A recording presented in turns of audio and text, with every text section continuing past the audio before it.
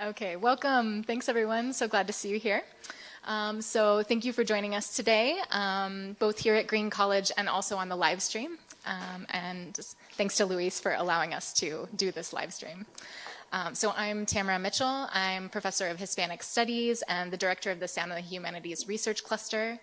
I begin by acknowledging that we are gathered on the traditional, ancestral, and unceded territory of the Musqueam people. As we reflect together on radio, music, protest, and other sonorous eruptions as modes of resistance to the sounds of settler colonialism, we must remember that in many cases we are uninvited guests on this land, and I invite you today to listen to today's talk with this positionality in mind. So alongside my series co-convener, Professor Roseanne Sia of the Gender, Race, Sexuality, and Social Justice Institute, I am thrilled to have you here for the cluster's final lecture of the fall term. This is the third event in the Sound, Silence, Power thematic series, and I am delighted to be welcoming you for a talk by the incomparable Luis Cárcamo-Huechante.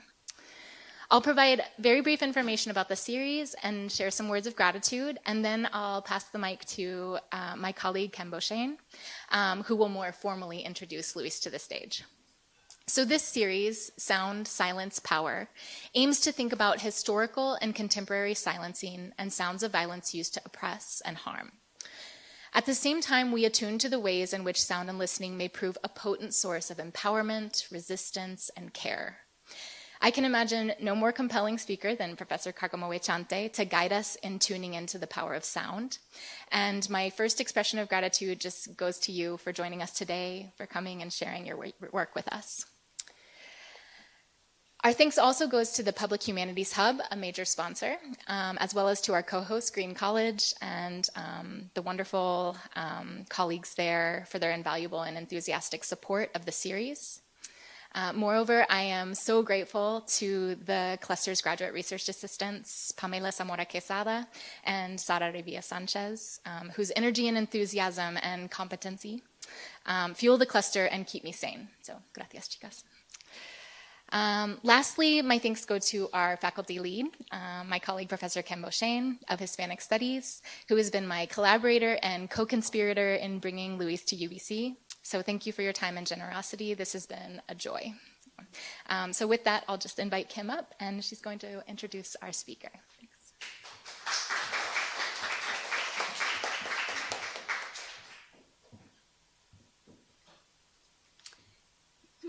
Thank you very much, Tamara, for organizing such a wonderful event. And good afternoon, everyone. I'm delighted to see you all here, both in person and online. It is my absolute pleasure to introduce today's speaker, Dr. Luis Cárcamo-Huechante, Mapuche scholar, associate professor of Spanish at the University of Texas at Austin, and director of the program in Native American and Indigenous Studies.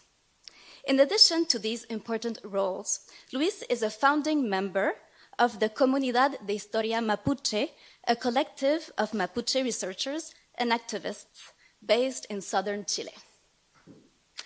I'm a big fan of Luis since our paths crossed at Harvard University, where he taught between 2001 and 2009. From these years as a PhD student, I vividly remember his strong commitment to the profession, his unwavering support of the graduate program, his active involvement with the Latinx community, his significant contribution to the Cultural Agents Initiative, and above all, his intellectual integrity. No wonder he won the Regent's Outstanding Teaching Award at his current university. Luis is also a great inspiration for academic research. His impressive publication record includes numerous pieces at the intersection of indigenous aesthetics and politics, sound studies, media ecologies, and decolonizing methodologies, and his thinking has been formative for how we approach the work of key figures like Léonel Rienlove and Pedro Lemebel. Besides several co-edited volumes and journal issues, Luis's articles have been published in prestigious venues such as the Radical History Review Revista de Crítica Literaria Latinoamericana, Latin American Research Review, Latin American Indian Literatures Journal, Casa de las Americas. This stunning list goes on, but suffice it to say that he is remarkably productive. When do you sleep, Luis? His first monograph, Tramas del Mercado, Imaginación Económica, Cultura Pública y Literatura en el Chile de fines del siglo XX, published with Cuarto Propio in 2007, examines narratives of the neoliberal free market in Chile, revealing how the economy also has a discursive side that allows to consolidate and promote particular ideals.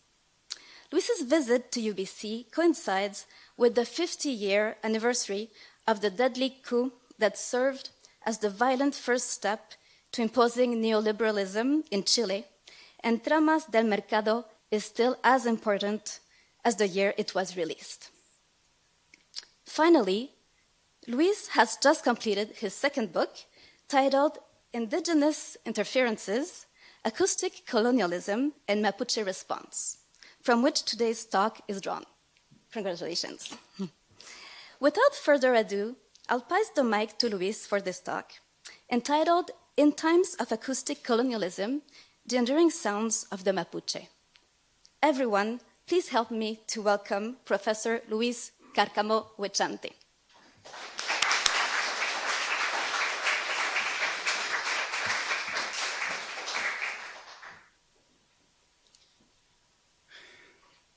Thank you.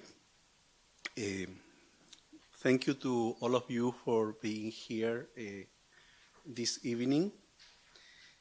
First of all, as an indigenous Mapuche scholar and person, I respectfully acknowledge that my presentation and visit to University of British Columbia takes place on the traditional, ancestral, and occupied territory of the Musqueam peoples.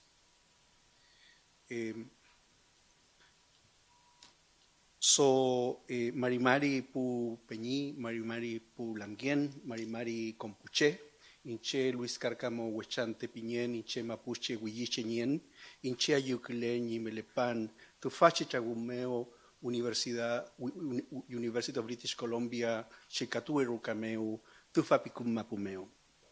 So, an indigenous Mapuche greeting to everyone here today. I said that I'm very happy and pleased to be here in this gathering today at the University of British Columbia in these lands of the North. I would like to express my personal gratitude for co-organizing this event and making possible my visit. I would like to express my gratitude towards colleagues Tamara Mitchell and Rosanne Sia, as well as my gratitude to Kim. Also, I want to express my gratitude, my big thank you to the staff here at the Green College, Lubina, Winnie, and Sarah. Thank you very much for hosting me. And my deep gratitude to all the institutional venues that has supported this event and have made possible for me to fly from Austin to Vancouver to be here today.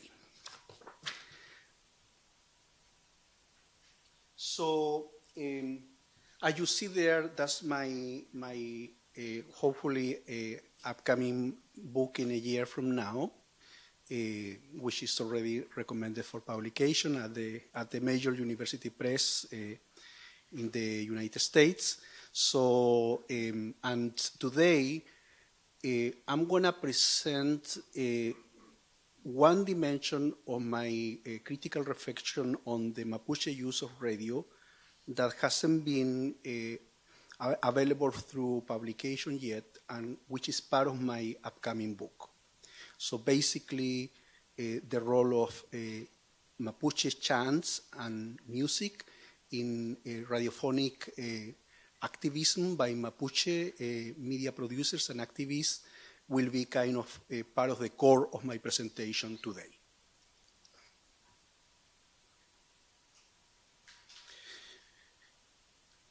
Conceptually, I characterize acoustic colonialism as a regime of massive, iterative, and invasive linguistic, ambient, social, and technological mechanisms that alter and disrupt the lifeways of a native territory. Entangled in these dynamics of sound, the deployment of acoustic colonialism, along with resistance to it, manifests in several terrains. To begin with, it occurs in and through language, and then more extensively through all that is emitted and heard as the crystallization of social-linguistic dominance, marginalization, exclusion, and/or elimination. Second, media systems and related technologies of representation and communication shape the form and content of acoustic ecologies, becoming key agents in the gears and infrastructure of colonial domination. Acoustic ecologies are defined by what acoustic ecologies are defined by what people hear and listen to, by what is emitted in public spaces, and by the sounds that permeate the home. In this sense, linguistic, verbal, and vocal colonization also constitute a critical aspect of the acoustic colonial regimes. Language and voice are crucial to the fabric of colonial powers. In the case of what is today Chile, the largest indigenous population is that of the Mapuche people. For centuries, the Chilean settler colonial state have pushed the Mapuche people and its language, Mapudungun, to the margins of public spaces, minoritizing it and rendering almost inaudible. The resulting marginalization of the Mapuche language is more drastic still when we consider that the language is spoken less and less among more recent generations of Mapuches, especially those who have migrated to Chilean cities. In his book Mapudungun, El habla Mapuche, 2006, linguist Fernando Zúñiga estimates that by the mid-2000s, about 200,000 Mapuche people still spoke the language in Chile. Zúñiga stresses that, in the case of Chile, Spanish prevails in public and private spaces, and most of the mainstream population do not have any basic knowledge about the Mapuche language, while English seems to be increasingly influencing public culture, even though few people understand it and very few speak it. Besides linguistic colonization, the deployment of acoustic colonialism occurs through media outlets, social institutions, and technological forces in settler Chilean society.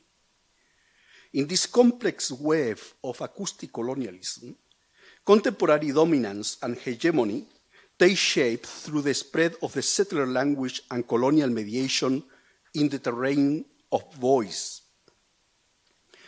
As a countercurrent to this, I will present today an example of the way in which Mapuche voices and bodies become sonic agents in the contemporary mediascape, which I conceptualize as forms of indigenous interferences with the hegemonic waves of acoustic colonialism.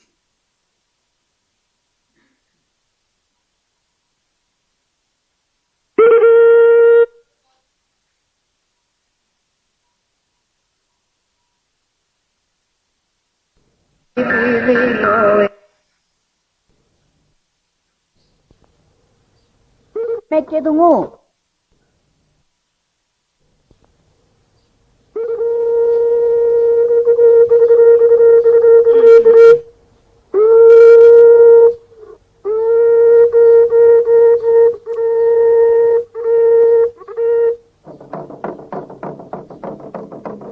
Radio Nacional de Chile presenta Huitrangue Anay. Álzate y despierta. Mapudungun meo ki mainta intuwen. Amul dunguliain pulam ngen. Kimain kemeke dungu. Kemeke rakiduam. Epun pleta kimuain fei meu ta yingay Mapuche mongen waria meu kalel fun meu. Huichangianay. Huichangianay, álzate y despierta, es un programa mapuche para conocer nuestras raíces, fomentar nuestra cultura, nuestra filosofía, estrechar los lazos de unión de nuestro pueblo y animar la vida mapuche en la ciudad y en el campo. Mari pupeñi pulamien, compuche al kutulelu tfachifungu. Mari lamngen. Mari lamngen. Mari pulamngen, puweni, compuche petoay ketulut fachidungu. Hola, ¿qué tal amigos? Con este saludo inicial. It is 10 p.m. on Wednesday, 23 June 1993. Ramón Curibil, Clorinda Clarantinao, and José Paillal, a team of self-taught Mapuche broadcasters, sit expectantly around the main table of the Radio Nacional de Chile studio, located on Las Tarrias Street in the capital city of Chile, in Santiago. The first broadcast of the radio program Vayanay is about to start.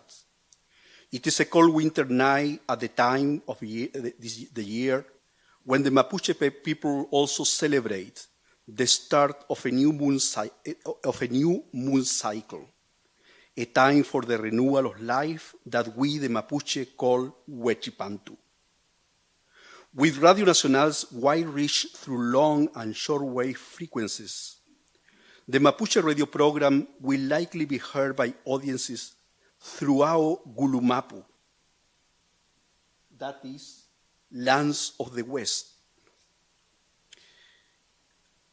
or what today is called Central and Southern Chile, as well as throughout Puelmapu, lands of the East, or what today is identified as Southern Argentina, which together for us constitute Hualmapu, the Mapuche territory. At this time, radios, we are in the early 1990s, at this time, radios are turned on in many homes, including the homes and workplaces of Mapuche families and individuals, in cities and in rural areas. First, the audience hear a kulkul. A kulkul, which is a wind instrument that calls the community to gather. Then we hear the drumming of a kulchun, which is another important percussion instrument in Mapuche life. It is a traditional Mapuche musical curtain raiser. The sounds of the kulkul and kulchun are followed by the agglomerated and vibrant voices of anafafan, the collective way to cheer someone up in Mapudungun. Yo! Next, the voice of a Chilean broadcaster announces in Spanish the beginning of the program. And then immediately following, the voice of Clarantinao comes across the airwaves. Mapudungun meu kimain tain tugun, amuldunguain pulamien, imain kumeke dhu, imain kumeke thungu, kumeke rakitham, e pumple tamuki main, fei meu tain Mapuche munien waria meu, ka lelfum meu, Vayanay. This is the sonic and vocal opening of Vayanay. From that point on, the Mapuche voices of Ramón Curibil and Clarantinao take over the broadcast of Vayanay. The radio show begins. Produced, managed, and broadcast by a team of Mapuche activists and heard in Mapudungun with Spanish translations, Vayanay was the first radio show of its kind to be aired on a radio station with national and transnational reach in Chile. With the slogan Vayanay, which means get up, wake up, the team signaled its intention to practice a form of indigenous radiophonic activism, mixing indigenous Mapuche chants and music with news on the contemporary territorial, political, and cultural struggles of urban and rural life for the Mapuche.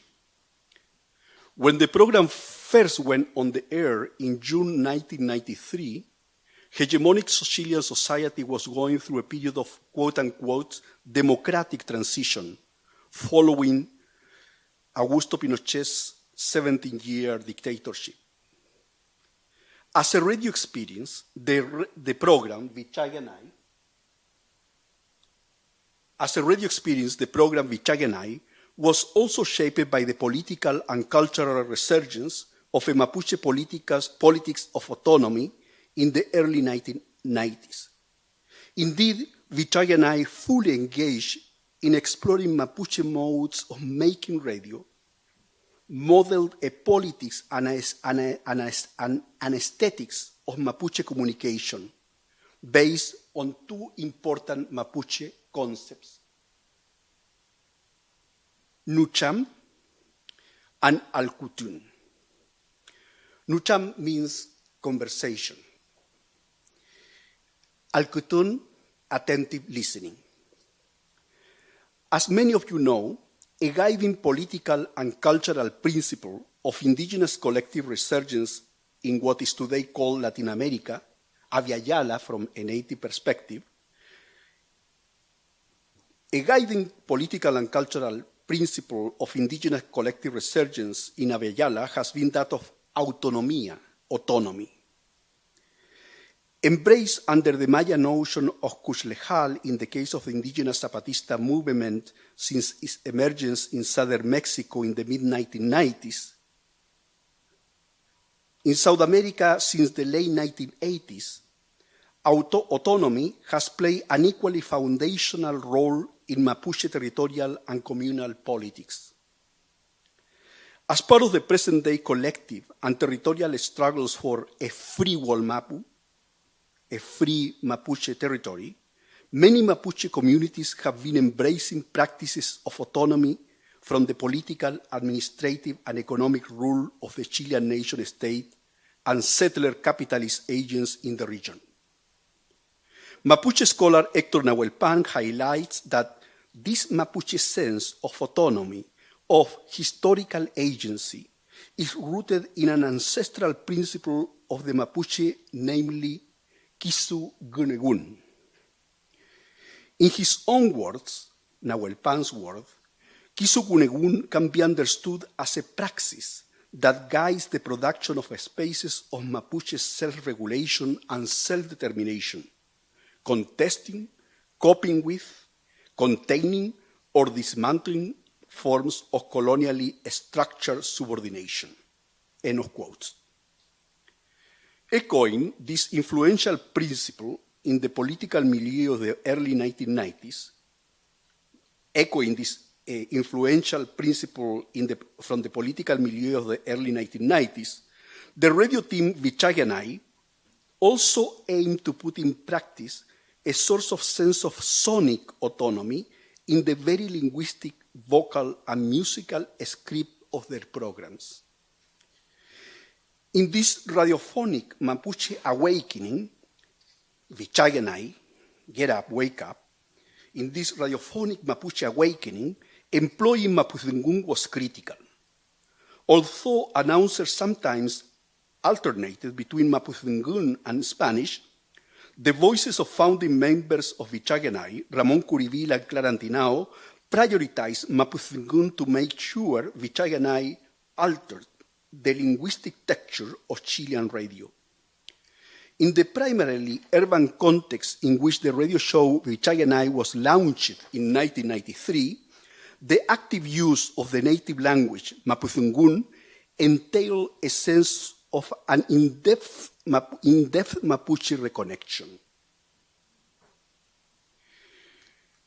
It is important to highlight here that Mapudungun, in its very definition, already embodies an integral linkage to the native ancestral land. as a composite concept.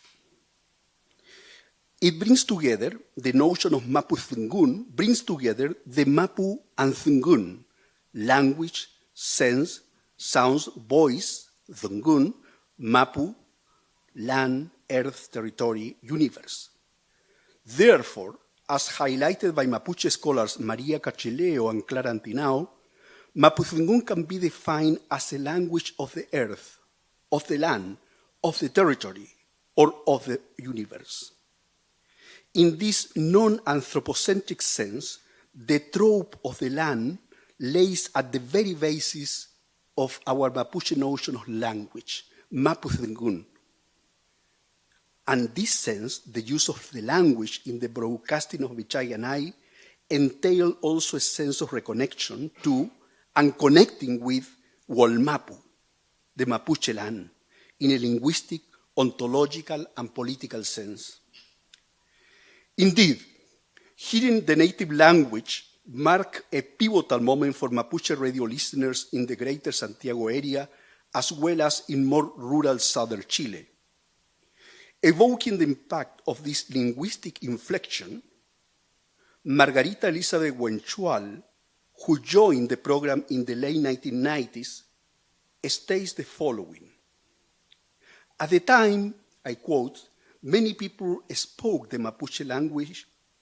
Again, at the time, many people spoke the Mapuche language again, thanks to our radio show.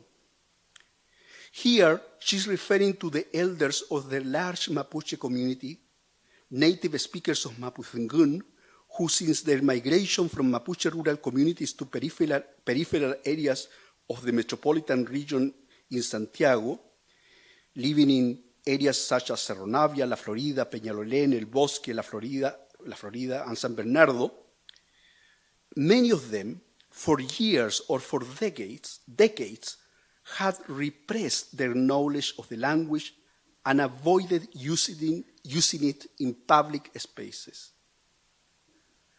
Recounting her own similar relation to language, Wenchual told me, I quote, a while ago, I felt embarrassed speaking Mapu-Thungun, end of quote. She attributed hearing Mapu-Thungun on the Vayanay radio show to counteract, she attributes the use of Mapu-Thungun in Vayanay as a way to counteract these feelings and as a way to contribute to evaluation of the Mapuche language and being Mapuche. At the same time, employing Mapu-Thungun equally with Spanish in radio communication legitimized its public use and generated public audibility for an indigenous language in Chilean society. Elizabeth Wenchual's experience was far from singular. Putting Mapu-Thungun on air interfered with the script of linguistic and phonetic colonization in Spanish in Chile. Spanish has been historically established through the school system, mass media, and the regimentation of public spaces in this country. The history of these colonizing processes has been long and painful for Mapu-Thungun speakers, especially in urban settings where they were silenced for decades. In the prologue to her Dictionary of the Mapuche Language, published in 2014, Clara Antinao provides a similar account of conflicting feelings about language following her migration to the Chilean capital city in the early 1960s. She recalls how attending the gatherings of the Mapuche community in Santiago in the Quinta Normal Park, a fixture of Mapuche lives in the mid-20th century, how attending the gatherings there contributed to a vague sense of Mapuche identity for her. There, she experienced the common practice of fellow Mapuche silencing their own native language in this public space, avoiding to speak it.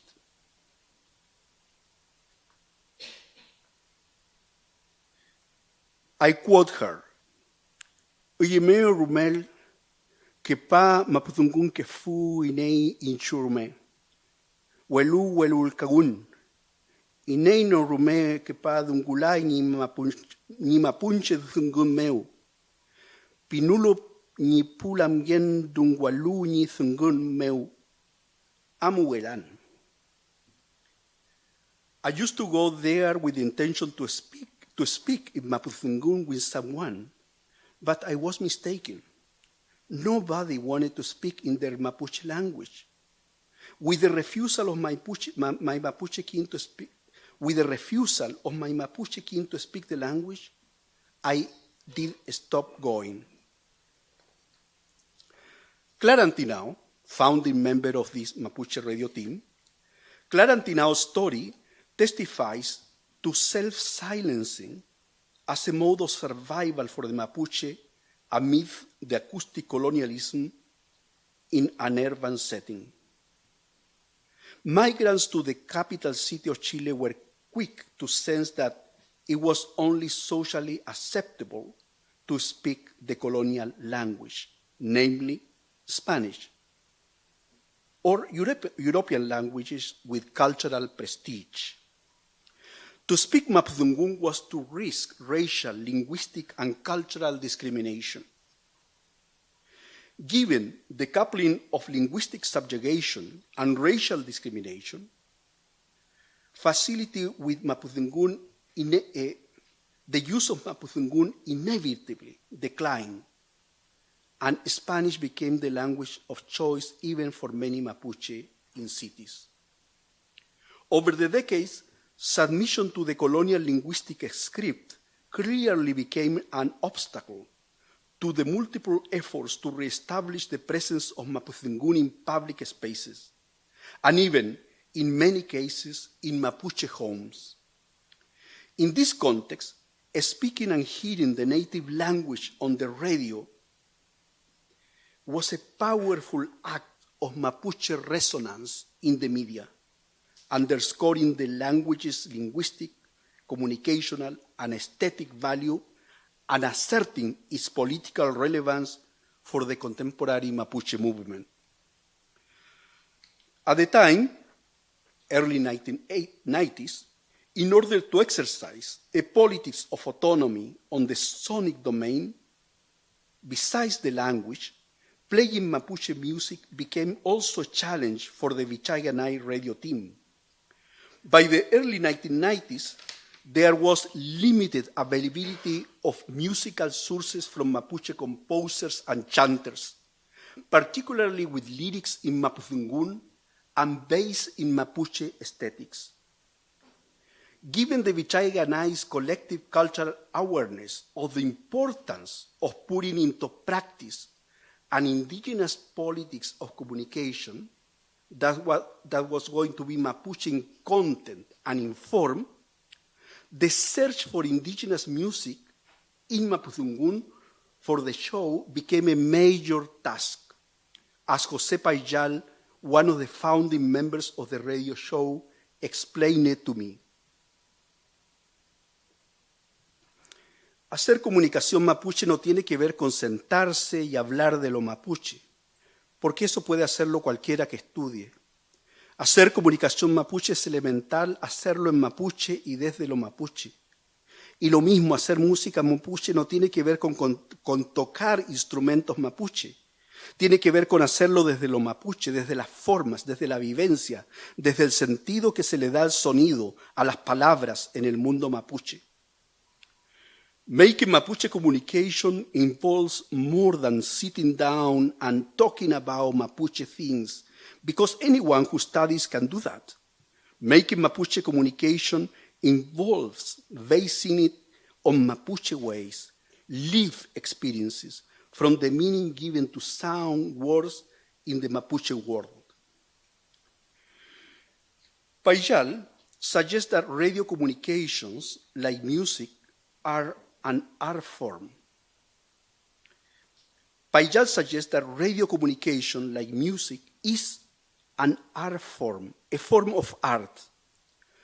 To produce and practice them, both the what and the how are important. Making radio and music within a practice of Mapuche communication for him entails the challenge of doing it on Mapuche terms and from the Mapuche perspective. In this way, the interweaving of forms, aesthetics, experience, personal and collective history, and meaning, semantics, was essential for the poetics and politics of Vayanay, with its goal to give birth to a Mapuche radio show. Here I'm highlighting that he triangulates this kind of key terms: form, experience, and meaning. So it's a way to envision the practice of Mapuche radio communication as bringing together content and form in the way to carry out a radiophonic Mapuche radiophonic activism. This ethos positions aesthetics at the core of the conversation on indigeneity and the media. In the case of radio, it foregrounds the need to engage with indigenous modes of sonority, including music and the native language. In the face of the limited existence of recorded music in Mapudungun in the program's early years, the Vayanay radio team set about collecting sources that matched their aesthetics and politics.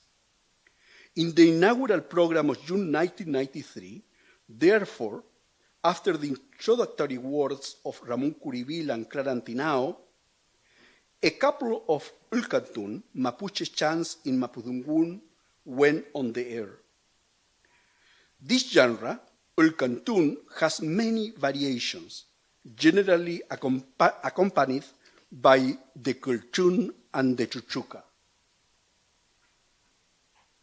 These are also two important Mapuche instruments, the percussion instrument, Culchún and Chuchuca, an air musical instrument. Let's listen to one of the Ulcantún Mapuche chants that the inaugural program of Vayanay put on the air on June 23, 1993.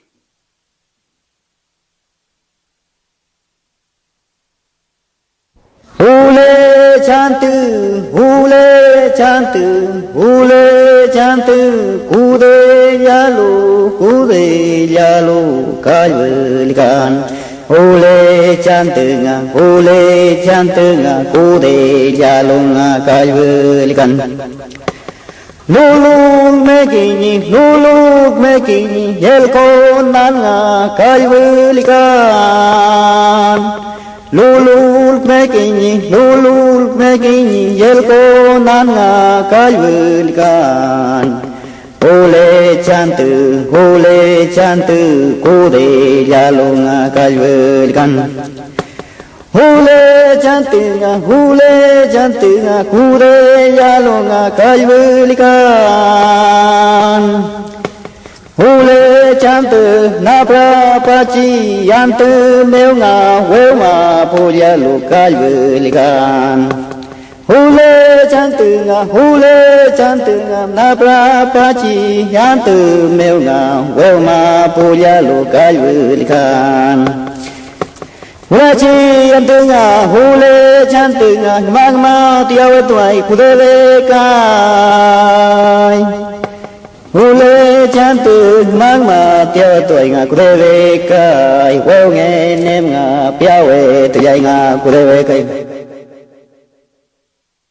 Hule chantu, hule.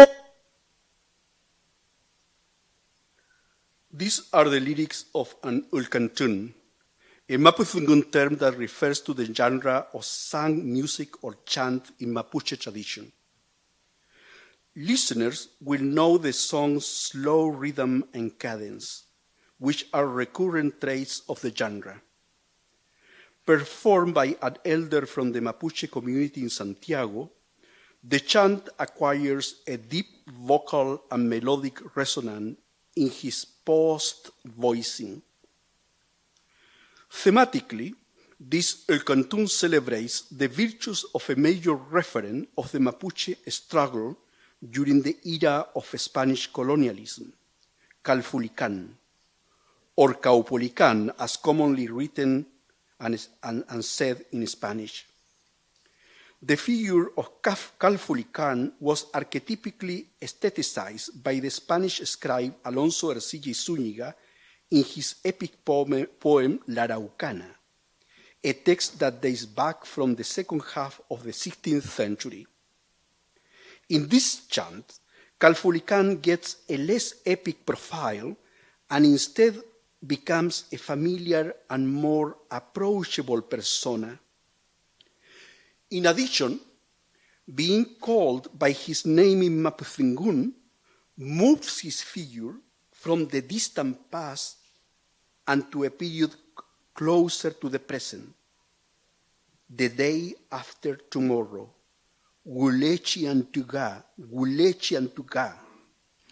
Calfulicán is no longer associated with an archetypical notion of futurity and an abstract paradigm of the past, present, future logic. Being resituated in the day after tomorrow makes his persona temporally much closer to the listener, like a familiar figure, a Mapuche king. Ule chantu, kuseilalu, Calfulicán. Ule chantuga, kuseilagu, Calfulicán. The day after tomorrow, he will compete, Calfulicán will compete. The day after tomorrow, he will compete. El día de mañana, competirá, Calfulicán competirá. In the early 1990s, the broadcast of this Mapuche chant in the context of the early 1990s, the broadcast of this Mapuche chant in Mapudungun through the Radio Nacional airwaves marked a sonic milestone. First came awareness of a unique sound that breaks away from the expected westernized musical soundscape of radio in Chile, an interference, a surprising sonic turn that interrupts the hegemonic waves of acoustic colonialism. The El Cantún incorporates a slow-paced mode of voicing and chanting, constitutive of a long musical and verbal indigenous Mapuche tradition, a rhythmical sonority absent or made absent from the music of mainstream Chilean radio. Including the El Cantún in its broadcast enabled the Vayanay radio team to infuse the radio show with what José Payal called communication in Mapuche terms and from the Mapuche perspective. Secondly, by aiding the Mapuche chant in Mapudungun without translation, the program also encouraged the ears of its audience, especially those speakers of the language, to put in practice a cardinal concept of Mapuche listening and communication, al-kutun, attentive listening. The rhythmic voicing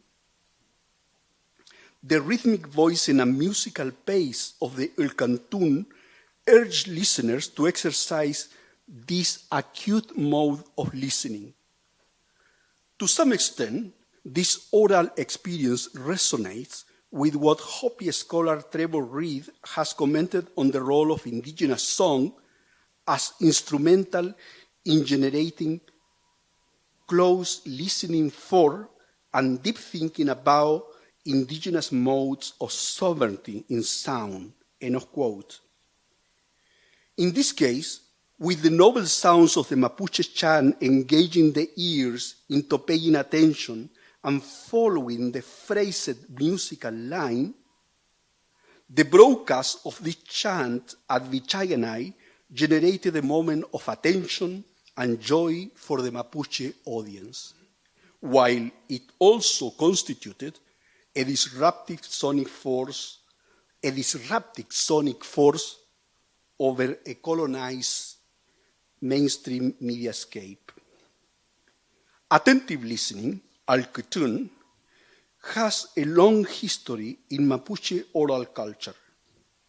Alcutún, within this indigenous social-linguistic framework, constitute a Mapuche auditory positioning and methodological principle that invite us constantly and critically to sharpen our ears in an anti-colonial liberation movement in the sensory corporeal, in the sensory perceptual and historical realm. In this sense, Alcutún echoes what Stolo scholar Dylan Robinson, who is with us today, calls critical listening positionalities. That is, in terms of Dylan Robinson, a critical filter in the auditory field that leads to, quote, I quote, self-reflexive questioning against oppressive power relations and opens a space for counter-normative and resurgent listening practices based in forms of indigenous sensory engagement and ontologies.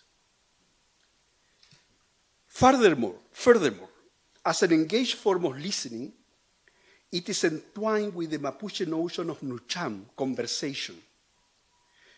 Alcutún is entwined with the Mapuche notion of nucham, conversation. This is relevant to highlight here, considering that within Mapuche oral culture, songs are part of the flow of dialogues, discourse. In any talk, we can speak as well as sing as a continuum of our speech acts and social interactions. Mapuche chants, such as Alcutún, became a critical feature then of Vayanay's broadcasting to foster Mapuche agency on the airwaves as a process based on conversation and attentive listening. The sound of Mapuche music enabled Vayanay to fulfill its aspiration to inject broadcast with a spirit of indigenous self-affirmation and to fulfill one of their main goals as a native radio show, namely to animate indigenous life in the city and in the country. Broadcasting the sounds of Alcutún connected the radio program to the spirit of resurgence that was permeating Mapuche struggles in the 1990s. How suitable, then, that the final verses of the Alcutún lyrics conclude by praising a triumphant Calfulican. Ule chantu malma tuai kufe kai wegen emga piautai ga kufefai. The day after tomorrow, the competitor will go around as a presumed one. I have been the winner. In times of struggle and resistance, the chant tells us what we hear is a voice that extols and at the same time rises towards tomorrow, towards a close and imminent future that, coming to listeners through the airwaves, spread as a chant of affirmation. I conclude here. The mode and sensibility with which the Vayanay teams use radio, and more particularly the sonic language of music, constituted a deliberate indigenous interference over the hegemonic airwaves in Chile. The Mapuche use of radio has been part of a broader process of activism in the late 20th and early 21st century, when the appropriation of outlets and self-representation within the media emerged as strategic components of the cultural and political struggles of indigenous peoples. Recent studies, however, confirm the impact of worldwide media corporatization in Chile. radiophonic hegemony is still a substantive force in the deployment of acoustic colonialism over our native lands and environment. The omnipresence of corporate radio complexes in Chile, as well as globally, intoning the scripts of neoliberal capitalism, embody the monotony of settled colonial society's script. The challenge then is to create and maintain polyphonic environments and against the colonizing media forces of our times. It is the challenge to foster decolonized relations between sound technologies and native peoples, nations, and territories. The Vayanay radio experience illustrates the urgent need to keep initiative of this type in the ether and to challenge the dominance of colonial mediation in the mediascape. It shows how effectively an indigenous radio program can interfere with acoustic colonialism to incite political and cultural desire to democratize the sound sphere and practice nucham, conversation, and alkutun in the public realm.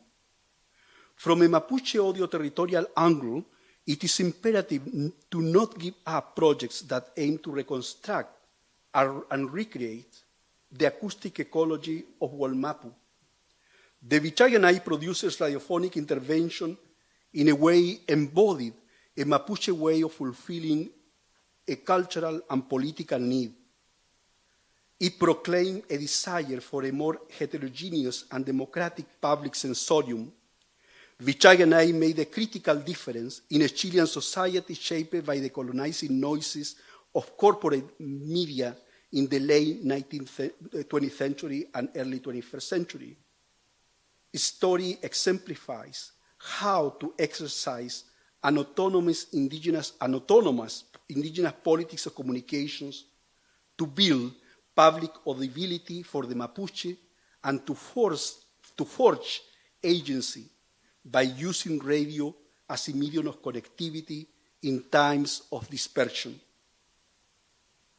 In this sense, through staging sonic agency and cultivating Mapuche modes of attentive listening and communication, Vayanay as a Mapuche radio show constituted a pivotal way to exercise a native politics and aesthetics of sonic and aural autonomy.